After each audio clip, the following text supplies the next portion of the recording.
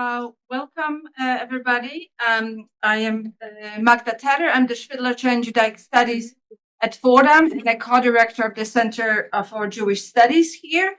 And I am really delighted to welcome you to another lecture in our series of Fordham-NYPL lecture series in Jewish Studies.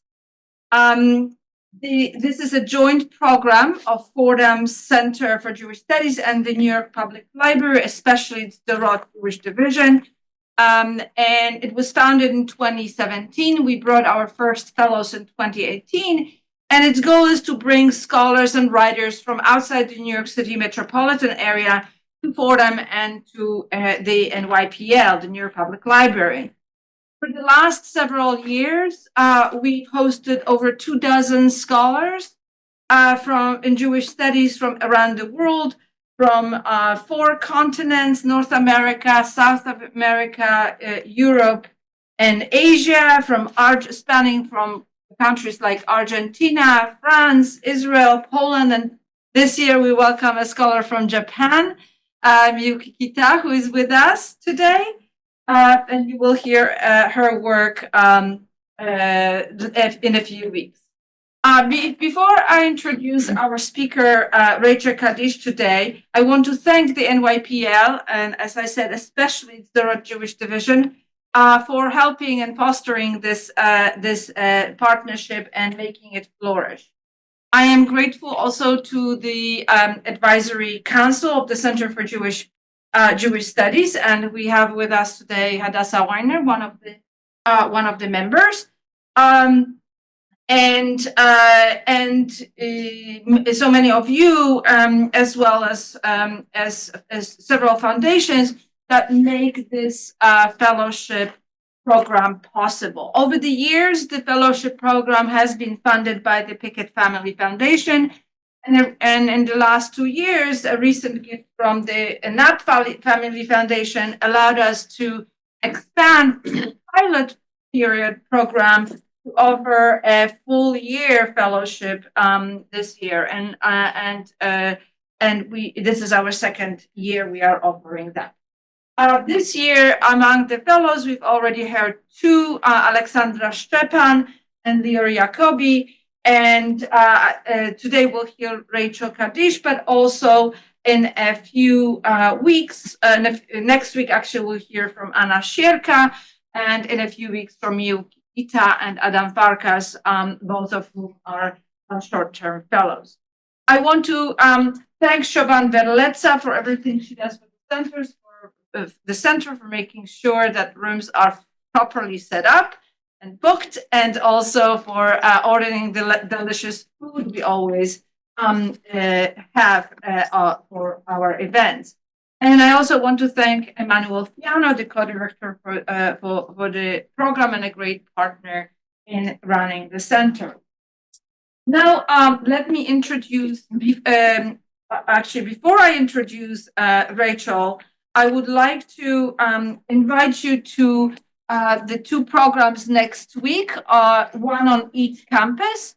On Wednesday, also a lunch event. Joshua Teplitsky from University of Pennsylvania will come to speak to us about after epidemic among Jews in early modern Europe, about the aftermath of epidemics and pandemics in the pre-modern era.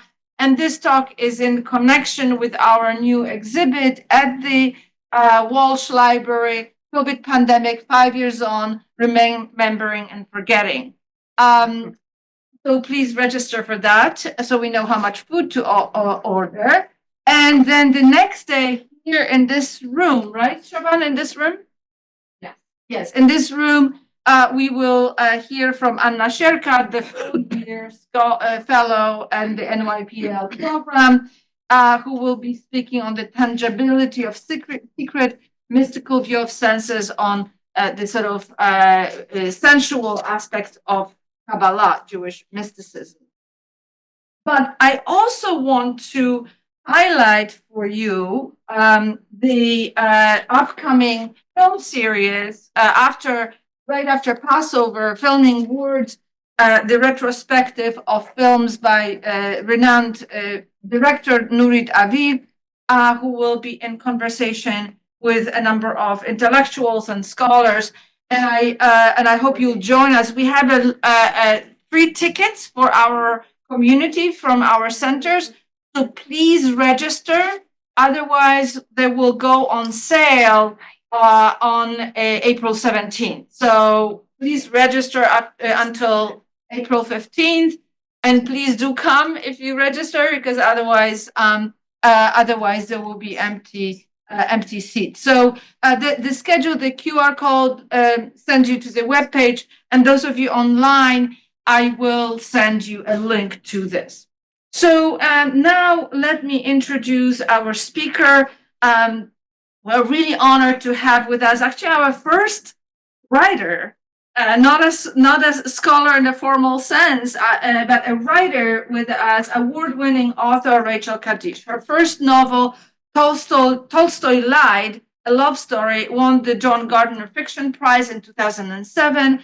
Her more recent novel, The Weight of Ink, won the National Jewish Book Award in 2017, the Julia Ward Howe Prize in 2018 from the Boston Authors Club, and the Association of Jewish Librarians Fiction Award in 2018. Her essays and short stories have appeared in the New York Times, the Paris Review, Salon, the Pushcart Prize Anthology, among others, and you may even have heard some of them on NPR. So without further ado, Rachel.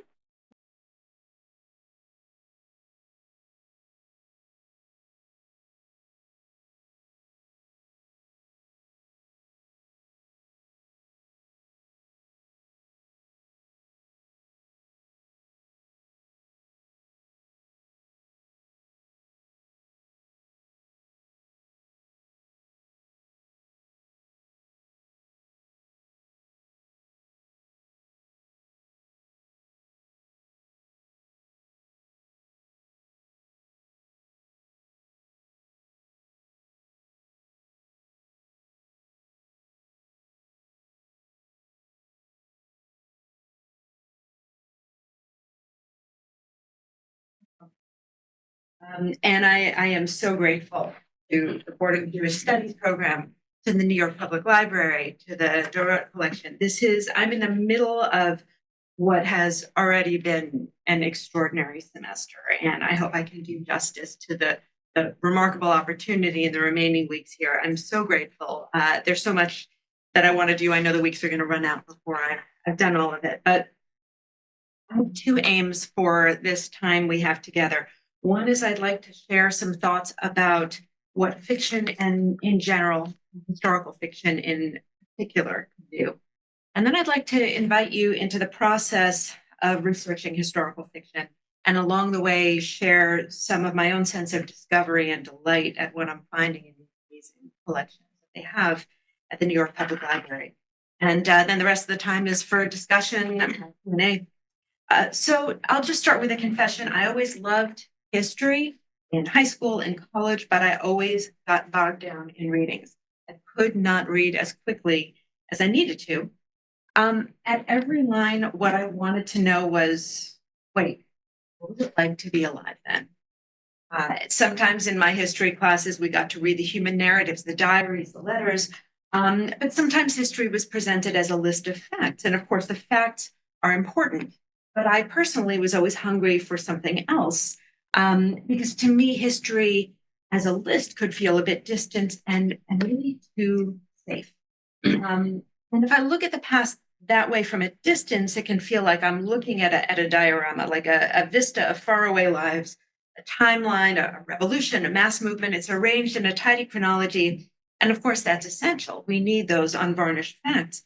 But from a distance, we're also at risk of this whole sense of security and even superiority. I found it too easy myself to think, oh, surely those people must have seen the inevitable sequence unfolding around them, as if people who are walking around in the interwar years are aware that they're walking around in the interwar years. But of course, they're not. They don't know another war is coming. They're just thinking it's Tuesday.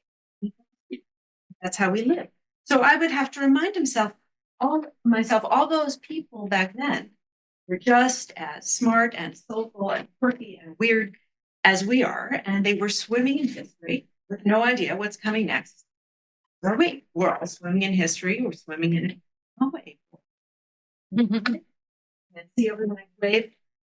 Can't see what's coming. So for me to feel the full impact of history, I kept wanting to feel their lives. And my personal love of history came with this constant question. Well, what was that like? What was it like to be alive then? And see, I was a very slow reader. I step away from history from it for a moment just to talk about fiction in general, power and potential. All genres have their own unique strengths. There are things that biography can do that fiction is memoir. But because I'm a fiction writer, I'm going to truly adhere a moment for fiction and focus on fiction strengths. I taught all different age groups. I teach fiction in all different groups. And when my kids were younger, I used to even speak to very young kids. And I found that in trying to explain what fiction could do, same explanation works at any age. So I would say, even to younger kids, say someone gets the best friend present. Make you really want it. What do you say? Any kid down to the age of even about 5 years old will know what to say, and they'll say it. Say, "I'm so happy for you. That's so cool." Okay. What are you thinking underneath that? The thought underneath that is, "I wanted that." And you say, "Well, what are you thinking underneath?" That might be, "I wanted it." And the thought under that might be, "Is that because of that time when," whatever. You go all the way down. There's the thought we're supposed to think, and there's the other thing we really do think. And then under that, we might not even want to acknowledge this other thing we think. And that's what it feels like to be human. That's what Tolstoy is doing when he goes all those layers deep into Anna Karenina's consciousness and the consciousness of Levin's dog. I mean, Tolstoy does all this kind of thing. But the thought beneath the thought, that's something that fiction can give us. And that's harder in other genres. So let's say if I were writing a biography of Dolly Madison, and I actually don't know about Dolly Madison, but I would be reading from what was written about her, maybe her letters, maybe her diaries, if she wrote them, the public knowledge that there is out there, but I wouldn't know what you really thought, say, what the reader maybe want to write down. If Dolly Madison wrote a memoir, and I don't know, maybe someone in the room knows if she did, but if she did, she might be more candid, but she would probably still protect her privacy, the privacy of some other people in her life, or she might not be able to see some things about her life that other people can from the outside. Fiction, I find, gives the freedom to kind of go from all angles. You don't have to worry about anyone's privacy. They're not real people. They can sue you. You can go all the layers deep. And so by stepping away from a factual life, you can have an absolute fidelity human truth. What does it feel like to be human? And if a fiction writer does that job well, then what you get is what I think of as the emotional magnifying glass of storytelling. The story can really illuminate the emotional reality of someone who is not us. And to me, that fiction can do that is the key to the basic question of what is fiction for? Because I sometimes think about this. You pick up a novel, it says this is a work of fiction. It's a fancy way of saying this is a pack of lies. Why do we do that? We have a world full of real problems, real issues that are clamoring for our attention. Why do we relate them to narratives that we know aren't true? Fiction, films. What's that impulse about? And I'm sure many things have been said and written about it. That we're wired for this. We seem to be wired for on a time, step out of this reality and into another one. To me, it seems like we're all limited as human beings. We live one set of experiences, maybe through empathy, we can understand sets of experiences of our loved people closest to us. But fundamentally, we don't know what it's like to be someone else. We can also be defended and defensive, wary of experiences, lives, or perspectives that are different from our own. Let's say we're reading fiction about a life that is different from our own. Let's say we're reading about a character with a different age, nationality, and ethnicity, religion, belief system, you name it. But we're reading through that emotional magnifying glass of fiction. We shed our armor and really step into that person's experience. And then what happens is very strange in a way. We respond in our bodies. We respond in our emotions in our bodies. If something scary is happening to a character in a novel we're reading, our hearts may pound, and not some metaphorical heart, but our physical hearts, that muscle, right? You're responding in your body. You may laugh, you may cry. You're hardwired for this. And I think narrative of that kind, fiction, creates a bridge of empathy. We can walk lives that are not like that. I think makes us safer with each other, and in a world that can often feel unsafe. Don't take that for granted. But now let's take that notion of fiction and bring it back to the world of history. What happens when we take the emotional magnifying glass of fiction, which I'll define as a really disciplined, rigorous imagining of another person's reality, and we apply that to history? The late Hilary Mantel, who wrote the Wolf Hall novels, said that the historical record is, quote, what's left in the sieve after the centuries have run through it. So let's say in the time period Hilary Mantel was writing about, the 1500s England. What is left in the sieve? What is caught in that sieve? What's the historical record that remains? Well, a lot is known about you if you're a royal or a member of the aristocracy, less so maybe if you're a member of the military, less so if you're just a wealthy person, but more if you're male, Christian, ideally royal, aristocratic, wealthy, all of that. But what if you're not? Those lives tend to run through the sieve. What is recorded about your life if you're living in the 1500s and you're not wealthy and a member of the aristocracy and all of that? The date of your birth, the date of your death, maybe the date of your marriage if you get married, if you have a child, maybe that date. That's it. Beyond that, the trail runs cold. So if you're looking at history, you want to know, what was it like to be alive? What was the pacing of their days? What were they afraid of? What did they laugh about? What was it like when there was a comet in the sky that no one understood? What was it like when there was a plague with no hope of a vaccine? What was it like to walk through a night that was free of the hum of electricity? There is some material in the historical record. There's some amazing diaries and letters we can find, but for some periods they're particularly so enter.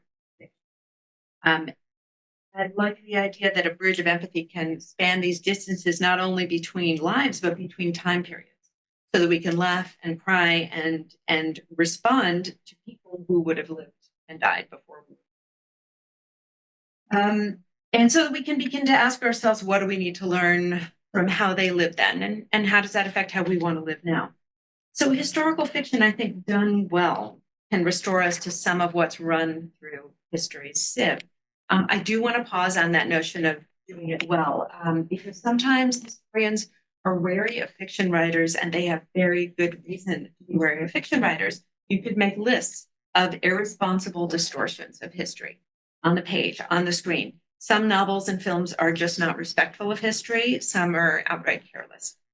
I've been in a lot of conversations about this, both with historians, with novelists. It's my feeling that today a lot of people get their history from novels and from films. They assume that what they read and what they see is real.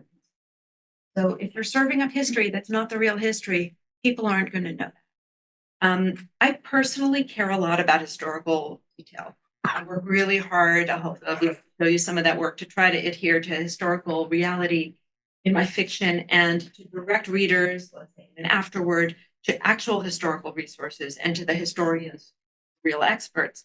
In practice, for a writer, when you're working on a scene, paragraph, it can come down to decisions about narrative, which also has its own demands. I mean, a story has to be told in a way that flows. It has to have a propulsion. It has to have a kind of percussion of plot, and then. So do you alter a fact because it's inconvenient for your story? And people make compromises. Sometimes they're very big compromises. Sometimes they're small. The kind of example that might come up, let's say you're writing a story and you want two characters to meet and get together on the day of a specific historical event. Baby that is born as a result of that. And you want that baby to be born around the timing of another historical event that happens 10 months later. You've got a 9-month human process. You've got a 10-month historical chronology. That's the timeline. Things like that do come up. I am that ridiculous person who says know, even though there might even not be much consequence, it's not like one will really get the history wrong if I change it by a month, but I feel like it's a bit of a slippery slope. So to me, it's a challenge. How do I write the story so that I don't have to be tacked to that 10 timeline? But people make a lot of different kinds of choices. What I tell my students is, at minimum, if you're going to shift the facts, let your reader know you're doing it.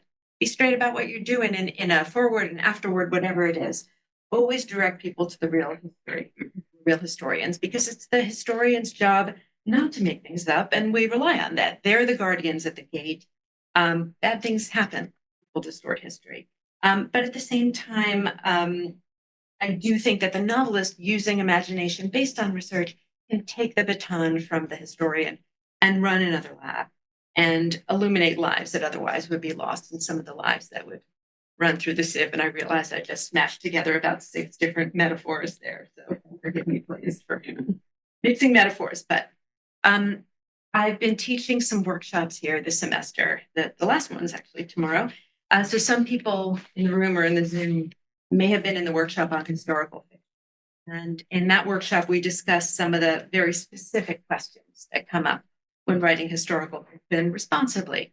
So we talked about, how much history do you put in so you don't overwhelm the narrative with that?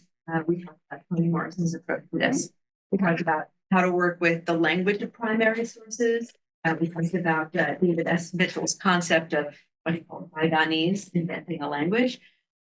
We talked about the struggle to understand the difference between our conceptions of the world and theirs. There may be characters we read about who believe things we find very uncomfortable.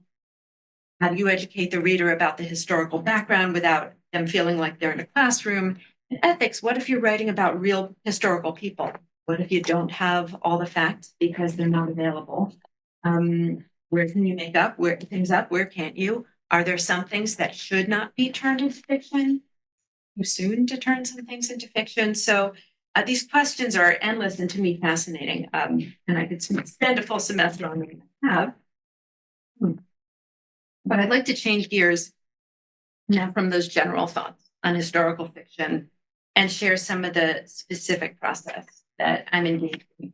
So the title of this talk, let's see. Thank you for putting that all up there. Okay.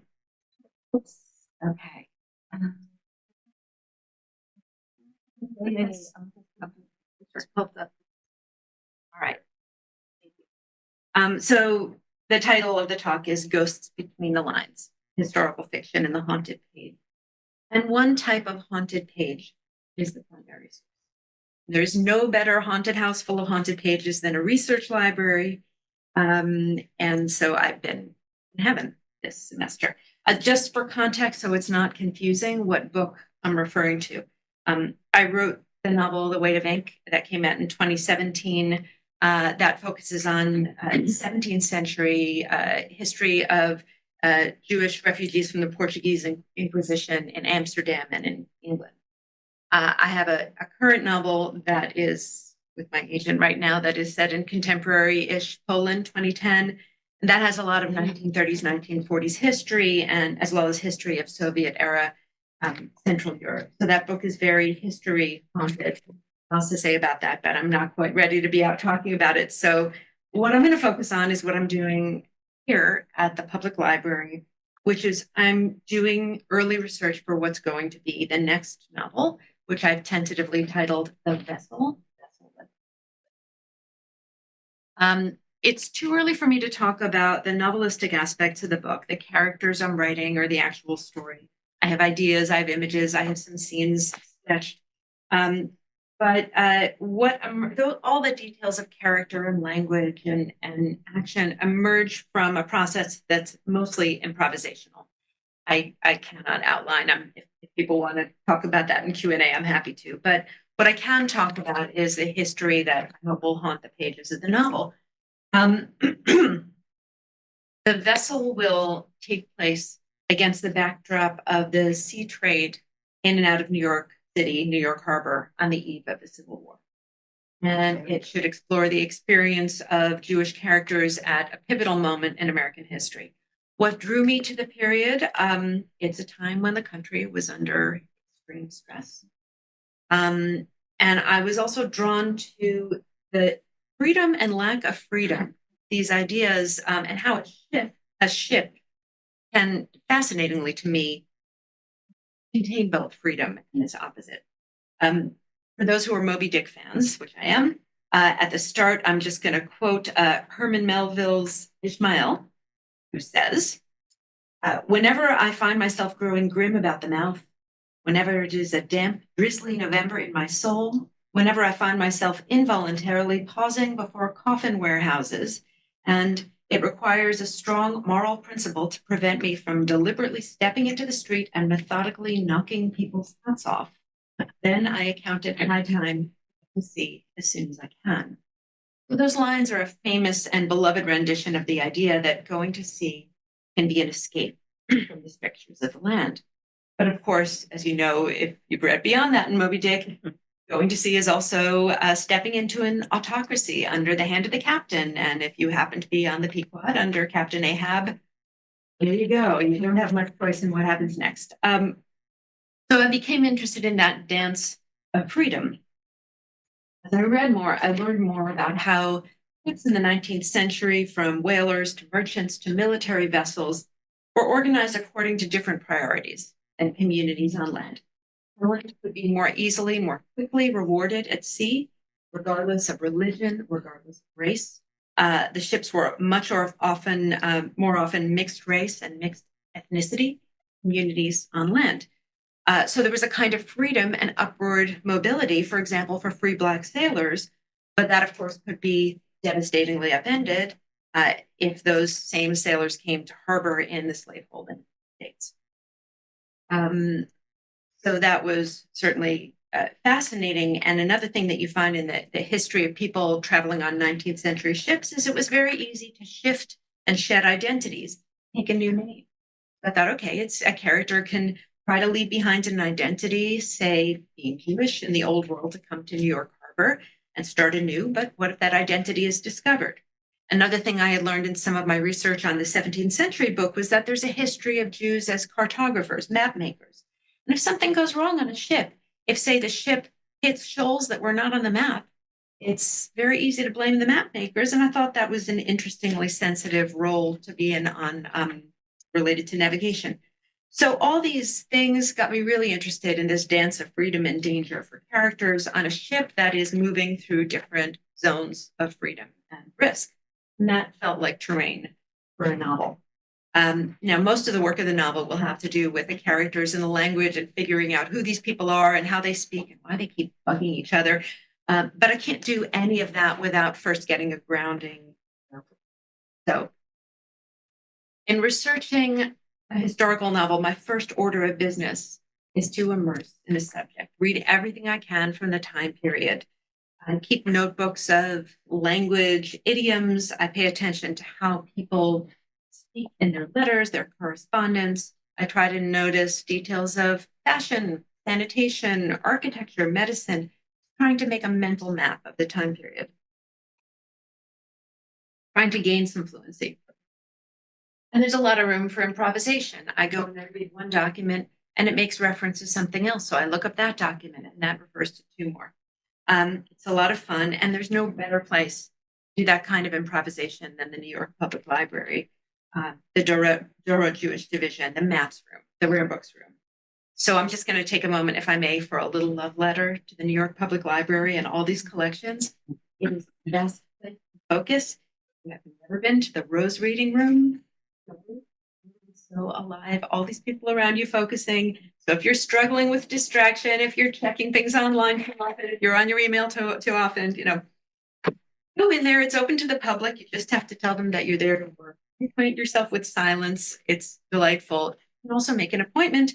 See something old, maybe look at something relevant to your own family genealogy. The librarians are there in the map room, the rare books room. They will help you. It's astonishing, glorious what they have. To state the obvious, I am not a trained historian. What I am is a very stubborn, very curious person. So when I'm researching, I make a lot of mistakes. I stumble across my own ignorance. I have to check myself and correct myself frequently. But I'm committed to that process. I really enjoy rummaging through history and seeing what shakes loose. And I trust that the details will add up to something useful in terms of the novel. So for entering this history, for writing the vessel, first I needed to read some basic secondary sources, just so I would know the lay of the land. Histories of the 19th century Jewish community of New York. So Daniel Sawyer, who teaches here in the Jewish Studies program, one of the first things I read was a volume he co-wrote with Deborah Dash Moore, Jewish New York, and also his The Jewish Metropolis. I read materials by Jonathan Sarna and other historians. Just in time for my first slide, because right now, we'll see if this hopefully works. Great. Okay, so I ran across the story of this gentleman, Mordechai Manuel Noah. I don't know about you, but I did not know that in the 1820s, someone attempted to create a Jewish state in upstate New York. Did anyone in this room know that? I did not know that. Okay, so Mordechai Manuel Noah is referred to in all of these histories as the most important Jew in New York City. He was a writer. He was involved in theater. He was involved in journalism, business, I think, politics. I'm not sure what he wasn't involved in. But he felt very strongly in the 1820s, where post-Napoleonic Europe, there is oppression of Jews in Europe. And he felt that Jews needed a homeland. And he did not feel that the situation in Palestine was at that time conducive. So he thought, where else can we do this for now? And he reached out to the government of the state of New York and asked them if Grand Isle, which is an island in the middle of the Niagara River, just south of the Canadian border, could be set aside as a Jewish state. They thought about it for a while, apparently really considered it, but said no. And then Noah convinced a friend of his to buy part of Grand Isle. And in 1825, he put on a big event. It was a big event for the media. He got all these journalists. He declared the foundation of a Jewish state, a city of refuge. He called it Ararat. And he laid the cornerstone on a day in April of 1825. Big ceremony, church, choirs, speakers, media. He himself dressed in robes that it turns out he borrowed with a Richard II costume from a Shakespeare here. He declared there was a tithe on all Jews in the world. I believe they were to pay either in shekels, I think, or in dollars. He had a notion of what the government would be. It was a big media event. No, nothing came of it. There was no Jewish state really that formed in any way in Ararat.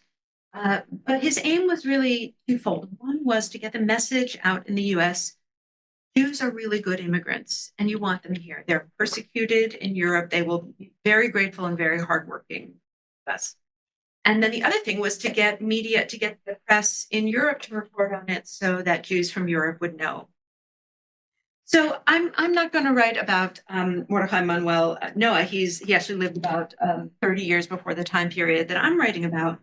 But I thought, what a fascinating backstory. Maybe one of my characters came to the US because he read in the newspaper in Europe that there was going to be the city of refuge. And he and his cousin, for some specific reasons, really needed a city of refuge. So they got on a ship, only to find that there was no city of refuge.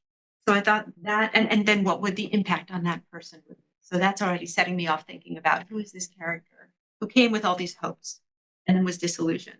And where would he go after that? And we're meeting him 30 years later. So that's getting me thinking about it. And then, of course, I wanted to look at the daily world of this community. So I start looking at a newspaper called the Asmonean. I wish I had taken a picture of this. So there were two major newspapers in the 1850s in New York City of the Jewish community. One was Orthodox, one was not. The Asmonean was the non-Orthodox one. At the library, I've been able to access these huge bound volumes, very brittle, the old wood pulp paper of these newspapers. They came out once a week. There are pages full of ads like this, and then there are actual articles, and I'll go through a few of them. But I love the specifics of these newspapers. So this is a close-up of one of the pages of ads. And just this one I found very touching. It tells you something about the size of the community. It's an ad for a chazan teacher and shochet, one person. So in a community, a Jewish community of any size, maybe the chazan, the cantor, the person who runs the musical component of the service, would also be a teacher or mitzvah tutor or anything else like that. But they're never also asked to be a shochet, which is the ritual slaughterer who does the kosher meat for the community. Right? They could hire one person and they needed that person to fill all of these roles. Yet despite their size, they also saw themselves as connected to the larger Jewish community. Now, you probably won't be able to read this, but the little headline up there says the Jews in Algeria. Every single issue of the Asmonean that I saw had an article about some Jewish community somewhere else in the world, which tells you that they really saw themselves as connected to these other Jewish communities. We're trying to understand them and be part of something larger. The Jewish community in New York was not very big, but it was the biggest Jewish community in the country at the time. And it had freedoms that Jews in Europe and elsewhere did not. As you read through these kind of newspapers, you find really wonderful things. I'm going to actually skip over this one. This is a kind of gossipy article about a ball they were having and someone else who thinks another ball is better, but that's wrong. But okay, here we have ads and Lion's magnetic powder. The makers of it must have been regular advertisers because every issue of the Asmonean I saw has an ad from them. I don't know if I'm reading the same text, but one of the ones I saw is for the destruction of all kinds of insects, also pills for the destruction of rats and mice without poison. So I love this idea that magnetic powder was going to deal with all of this. You see the typo, destruction of insects, and it should say vermin there. So, they were having to typeset. They were working on short notice. I find it all very moving. The ads for boot and shoe jobbers and cap manufacturers, and dry good jobbers. And there's one for Dr. Powell, oculist, aurist, etc., attends to diseases of the eye and ear. Dr. Powell's self-acting eye and ear fountains. I love this stuff. I'll have to find out what that means. And advertising artificial eyes. So these are things that give me a sense of the texture of life. But the language people write in a newspaper is not necessarily the same way that they speak. So I want to get a greater sense of how people use language in more day-to-day conversation. So that brings me to the letters of Rebecca Gratz. So Rebecca Gratz lived in Philadelphia in the mid-1800s, and her letters are collected and available at the New York Public Library. So this is just a treasure trove of she's writing letters, her daily concerns, the language she used. She was very involved in philanthropy and in some synagogue politics. She is not a character. I'm not writing about her as a character, but she would be approximately the same level of education as one of my characters. So I'm looking closely at her language. Now, if you're looking at her intent gaze and you're thinking, wow, she really should be a character in your novel, don't worry. Because Washington Irving knew her and was so taken by her that he spoke about her extensively to his friend Sir Walter Scott, who then based the character of Rebecca in Ivanhoe on Rebecca Gratz. So she is a character in the novel. Whether or not it actually represents who she was in real life, I don't know. I won't linger on this too long, but I thought, let me pull a sentence from Rebecca Gratz's letters. Well, this is one sentence, very long. So that also, as the novelist, then I've got to grapple with the fact that in the 1800s, they wrote very long sentences with dashes and commas and all of this. I don't want to write sentences that long in my novel because they're harder for the modern reader to read. So I'll have to grapple with that. But just to tell you some of the information that I'm looking at, you can read this, right? My dear sister, your last letter was comforting. Indeed, the cholera has disappeared from your city and peace beginning to take up their abode among you. I reiterate your prayer. May you never again witness such a season of desolation and trial.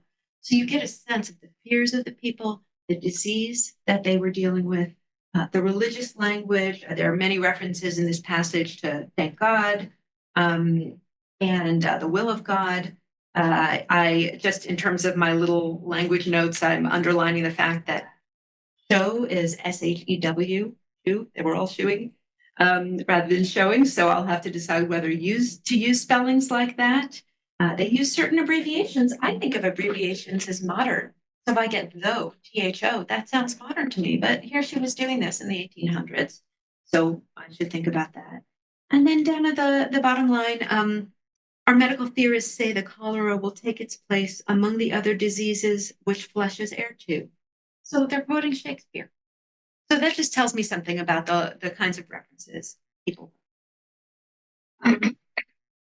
Move on to something else. Oh, I miss a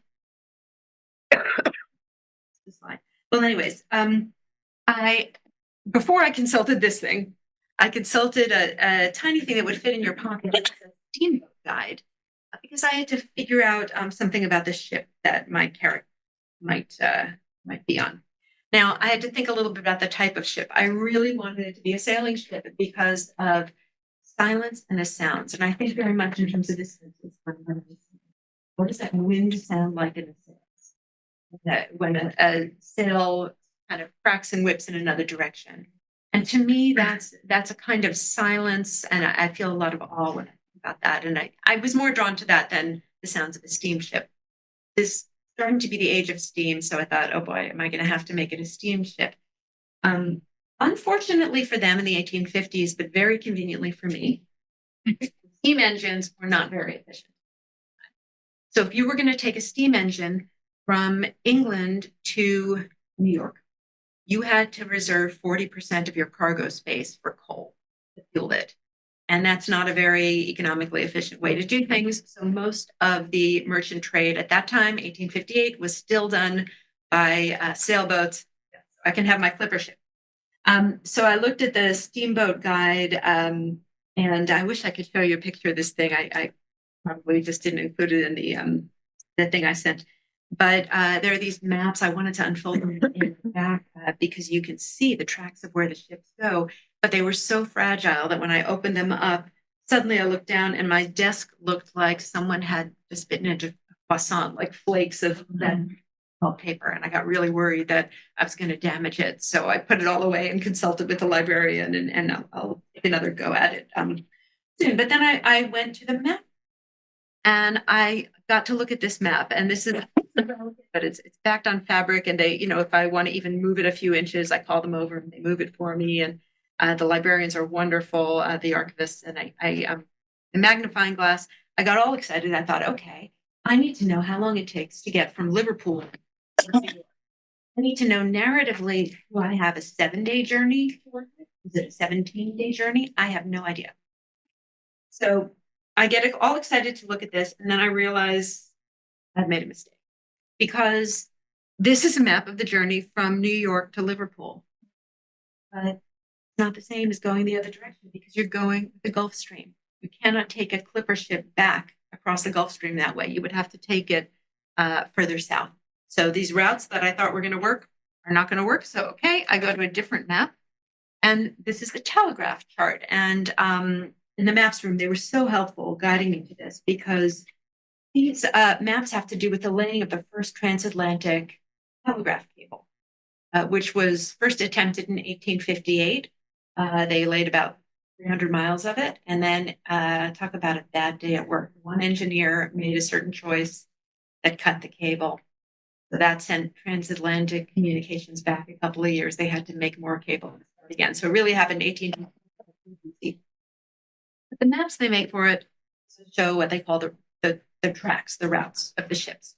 So I was using this, but because I had all this other information about the telegraph, I got to learn more about their mindset, how blown away they were by the idea of time changes, because this was the first time, and I'll quote from what they say here, the messages get ahead of time itself.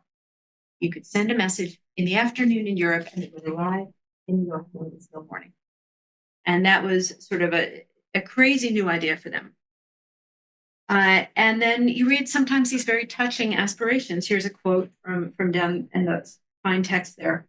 When the overland lines of different countries shall be connected by submarine, the peaceful intercourse of all the nations will be greatly increased.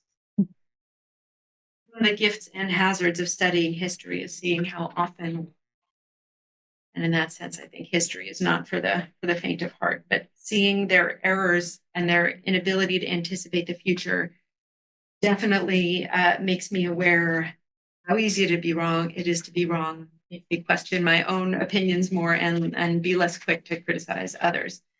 I want to understand the daily experience of life on ships. Do that through logs, through diaries. So I got hold of a diary from a clipper ship in 1854. I've only started to read it, but I swear I opened it up, and the first sentence I read, this is a journal from 1854 aboard the clipper ship Sea Serpent. And I read, at 5 a.m, brailed the spencer and took in all the studding sails. Okay, I have no idea what any of this means. So that can happen when I'm reading this material, but I take my own ignorance as a challenge. I had to teach myself a lot of philosophy for the 17th century book. I asked for a lot of help. I was very fortunate and got a lot of help. And it's kind of delightful to be on that learning curve and make yourself learn something really new. So obviously I have my work cut out for me in learning what brailing the Spencer means. I have to learn some of the basic vocabulary of navigation, so I know enough to ask real experts, but I just want to close by showing you what I saw one day last week. Oh, that was my little steamship guide before the little bits began to fall off. Okay, so I'm just going to go through some of this. So I went to the rare books room. I asked to see ship's logs from a merchant ship, a military ship, and a whaler. I still have to see the whaler, but I had time to look at the merchant and military. And I'm going to go past, this is the Margaret Ann. It sailed in 1834. George W. Cobb was the captain. This is what I love about these old ship's logs is you see the weather damage, water damage, the damage of time. You see how they actually wrote.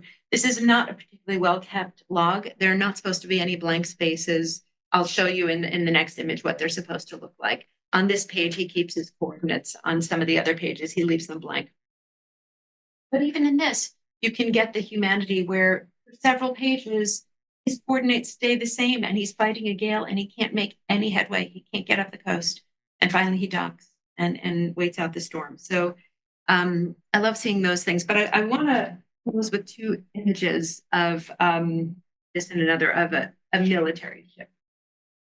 So this is the U.S. frigate Hudson. It's captained by Nathaniel Sheep Waldron, and this sailed in 1831. And just to tell you a little bit about how these ship's logs are kept and what they were for, kept meticulously. This is the equivalent on a ship of the black box in an airplane. If something goes wrong, records are needed. Therefore, you are not allowed, especially in a military ship, you are not allowed to X anything out. You're not allowed to erase anything. It has to be neat. And these are written, keep in mind, these are written on a rolling ship and sometimes in storms. And everything has to be recorded. You're not allowed to leave any lines blank. Because let's say something goes wrong with the ship, it'd be too easy for someone to go in and fill in something that didn't happen. So they're kept very meticulously. They are kept. It has to be someone, an officer who understands the workings of the ship and can record every hour what's happening. But it's usually a junior officer because this is tedious work. The captain is not doing this. So I was looking through this, and I'm learning as I go the language of ships. First of all, I had to train myself a little bit to read the handwriting. And then also, what are they saying? What is the language? What does that kind of sail refer to? Okay, they say meridian, they don't say noon, all these kinds of things about the language. And I turn a page, suddenly I see something where there are X outs at the cross outs at the bottom of a page, and the handwriting gets very sloppy. I think, what is that? So I go and I look at that. And I'll read this to you because I spent a lot of time reading this person's handwriting. So down under that line break there, it says, at 5 p.m., John Miller, or it might say Millis, I'm not sure, seaman. And then there are some crossouts. And then it says died after a sickness of 1 day. He was about 20 years old and a good seaman. There's some more things down at the bottom left that I can't read. And then it says sick 41. They had an epidemic of typhus fever on a ship. 41 people on the ship.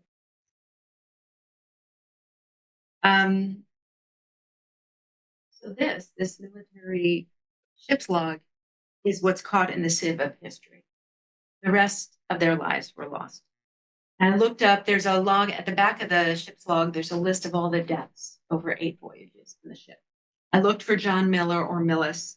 All I found was a John Milford who died of typhus fever. I don't know. We're looking though at a life that has slipped.